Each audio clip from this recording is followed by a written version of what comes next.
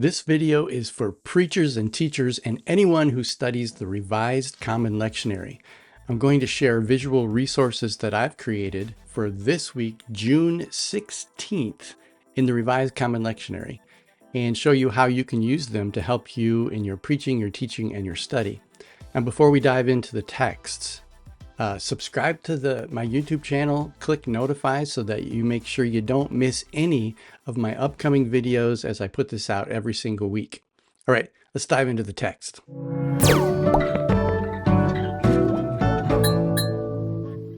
The first reading for this week is 1 Samuel 15, 34 through 16, verse 13. Now this is the scene where Samuel chooses and anoints David. But let's go down here. You can use this PowerPoint to put it all into context. The story of 1 Samuel starts off with Samuel, who was the last judge of Israel, is getting old, and the people cry out to him, "We want a king."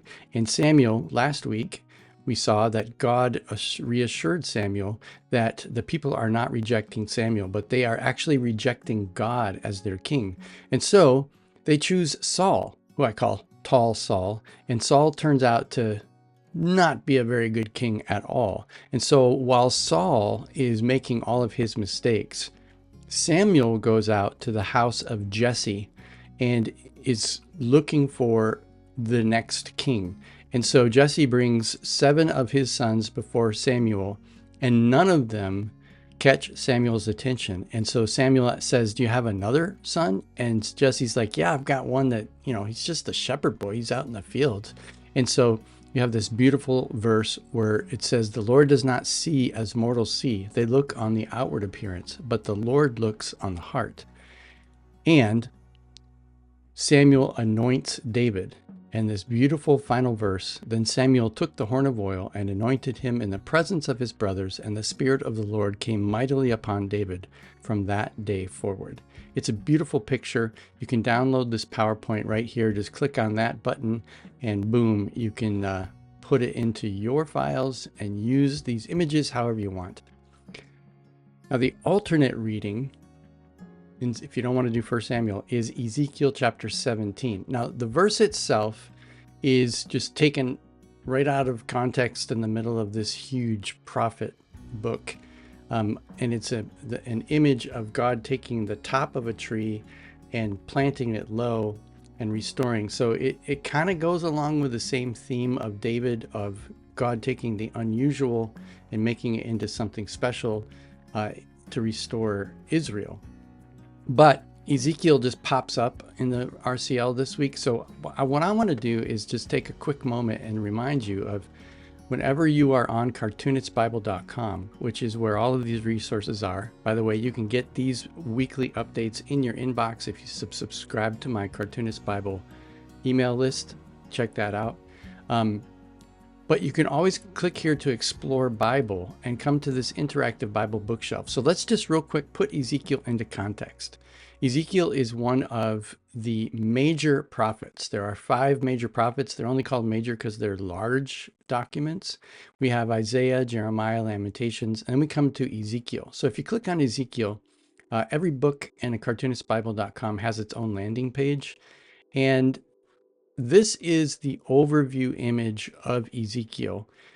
And there are 3 basic sections to Ezekiel. Now, the person that is identified as Ezekiel in the book itself is a person who lived during the exile. So let's put that into context. Here's our big timeline. And we have here, in 586, the Babylonian Empire took the people of Jerusalem into captivity for 70 years. And Ezekiel is speaking from the perspective of exile. And he's talking about how the vision of God's glory departed from the temple, and that's why they're in Babylon, and Babylon destroyed Jerusalem. And then you have these really trippy visions of God on this celestial wheelchair that has these 4 casters that have these wild creatures on them, and God moves. And the final part of Ezekiel is that we have this vision of a new temple where the river of life is flowing out, and the river is lined with the tree of life, and it's, tying us back to the book of Genesis and restoring the garden. And then, of course, we have the famous Ezekiel and the vision of the dry bones being reconstituted. So again, that's what Ezekiel is. So these images, while I don't have particular images for the passage, you might want to help your listeners get a little bit of context for who Ezekiel is. Oh, one more thing too, is that if you want to get really technical, most scholars believe that the book of Ezekiel was written actually during the Second Temple period, to reflect back on the exile. And so it's a theological reflection on, why were they in exile? What is the vision of hope for the future? All right, so that's Ezekiel.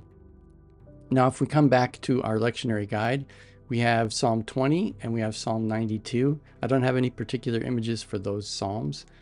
The second reading is continuing the RCL's mini-series through 2 Corinthians.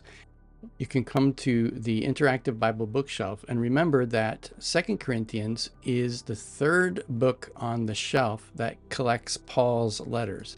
So if we click on 2 Corinthians, and let's click on the read more for the introduction.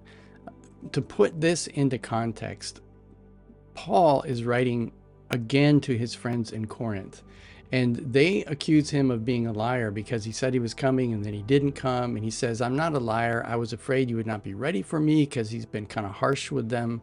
And then Titus comes and delivers a message that the people are actually doing a pretty good job in Corinth. And yet there are teachers who are stirring up trouble and accusing Paul of being a fraud. And so the people are wondering whether they should even listen to Paul anymore. And so Paul spends, after he lambasts those false teachers and calls them super apostles, he spends a bunch of his time in the middle of the letter defending his right to be an apostle. And I like to call it a resume of a loser for Jesus. And so chapters 1 through 7 are talking about the mystery of the gospel of Jesus Christ and how we hold this treasure in jars of clay. So Paul is talking about his own humility, his own ministry of pain and suffering, and that is only through this pain and suffering and humility that he can legitimately say that he's proclaiming the actual good news of Jesus, as opposed to those super apostles who are actually trying to get rich off of their proclamation of the gospel.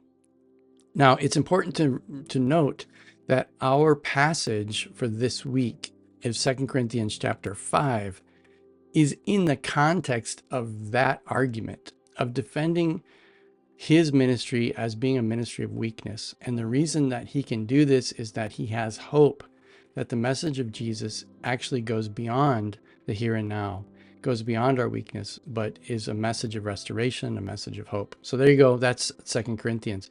Then finally, the gospel reading for this week, as the Revised Common Lectionary during ordinary time, is going back and walking through the Gospel of Mark.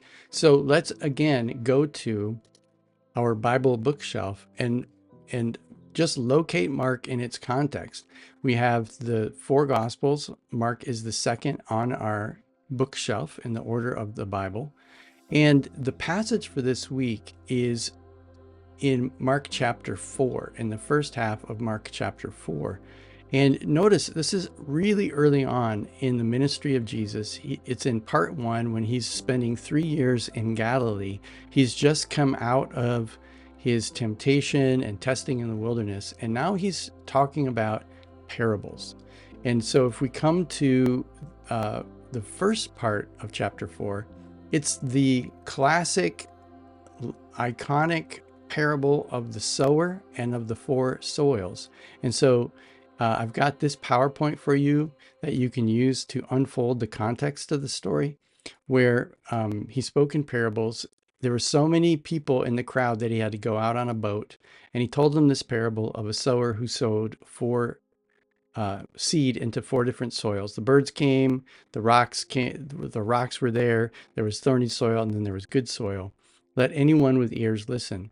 And then he goes, and this is the important part, he goes privately with his disciples and he explains the parable, and he talks about how, what each of these four soils represents. Now, that's not our text for this week, but it might be helpful to give your listeners context that what we are reading this week is immediately following this parable, because the parable that we're talking about this week are just two little parables where he talks about how the kingdom of heaven is like a seed that is sown, and then the farmer doesn't really do anything while the seed grows, because that's the miracle of life that only belongs to God. And it's only at the harvest then that the farmer comes in and does anything more. And then a second parable that the kingdom of heaven is like a mustard seed, which starts out really tiny and then becomes this really huge and significant plant. So those are the verses. I've got this video for you that walks through it in a little bit more detail. So that is the gospel for this week. All right, before I sign off this week, I want to let you know how you can download all of these resources for free. Right, so each one of those little PowerPoints, some of them are $1.99 because they're super small. The Mark Mega Pack, which gives you the entire Gospel of Mark, is $25. But if you would like to be able to download everything on my store for free, just subscribe to and become part of the Art Pastors Network. One of the benefits of membership in the network is that you get a code that allows you to download everything on the Cartoonist Bible download store for absolutely free. And every Monday afternoon, I do a live text study on Zoom with members of the network, so we can meet each other and hang out and talk about these texts. So thanks again for watching this week. Blessings on your preaching, your teaching. May it lead people to grow deeper in the love of God through Jesus Christ in the power of the Holy Spirit for the sake of the world. We'll see you next time.